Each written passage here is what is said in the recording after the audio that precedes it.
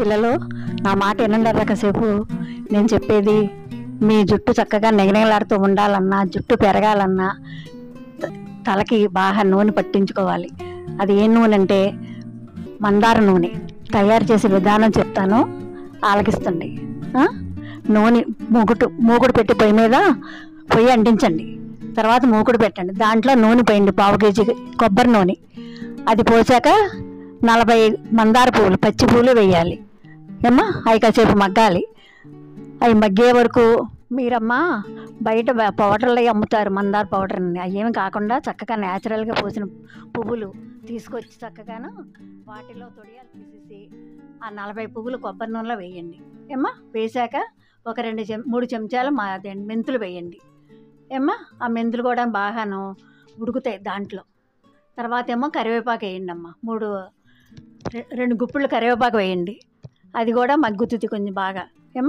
ఆ తర్వాత కొంచెం మగ్గాక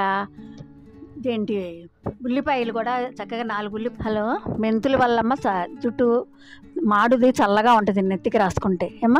దానివల్ల మనకి మనశ్శాంతిగా ఉంటుంది, హ్యాపీగా ఉంటుంది, కళ్ళకు కూడా మనకి మంచిది మెంతుల వల్ల. అది అలా వాడితే మీకు రాత్రిపూట హాయిగా నిద్రపడుద్ది, ప్రశాంతంగా ఉంటుంది. ఈ నూనె వాడితే మీకు ఇంకో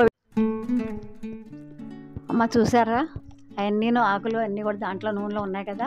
ఒక 10 నిమిషాలు ఆగాక కలర్ మారుతుంది. ఇప్పుడు చూడండి, ఈ ఎరుపు వల్ల ఇప్పుడు వంకాయ కలర్లోకి వచ్చింది, వంకాయలా కనబడుతుంది కొంచెం దూరం నుంచి చూస్తే. ఇప్పుడు అవి కొంచెం మగ్గాక కలర్ మారింది కదా.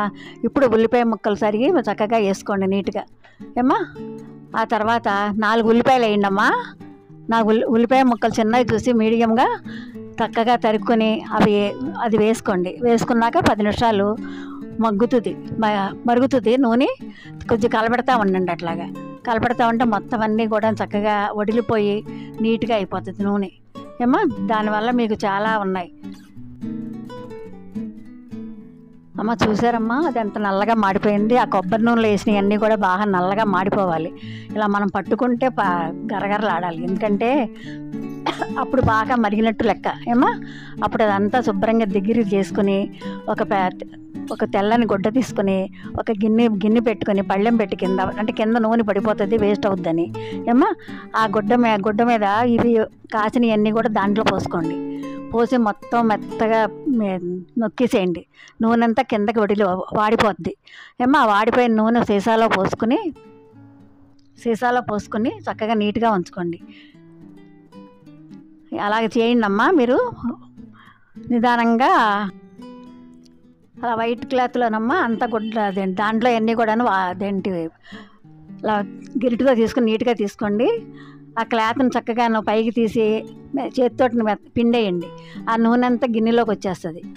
గిన్నెలోకి వచ్చాక అప్పుడు ఆ వడకొట్టిన ఉంటుంది కదా పిప్పి, అదంతాను చక్కగా క్లాత్ తోటి తలకి పెట్టుకుంటే దాని పళంగా బాగుంటుంది, మసాజ్ చేసినట్టుగా ఉంటుంది. ఆ నూనె అలాగా జాగ్రత్తగా పెట్టుకుని రోజు డైలీ రాసుకుంటే తలకి చాలా మంచిది, ఆరోగ్యం కూడా బాగుంటుంది. ఎందుకంటే ఆరోగ్యం సంబంధం ఏంటంటే మన తల ప్రశాంతంగా ఉంటే మనకు అన్నీ కూడా హ్యాపీగా ఉంటాయి కదా. కళ్ళు మంచిగా ఉంటుంది, చలవదనం. మెంతులేమో చలవ వస్తుంది. ఉల్లిపాయ చలవ.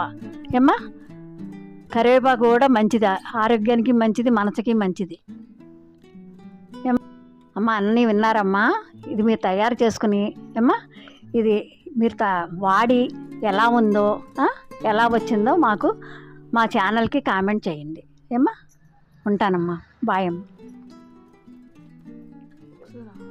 మంచి వీడియోల కోసం మా ఛానల్కి సబ్స్క్రైబ్ చేయండి.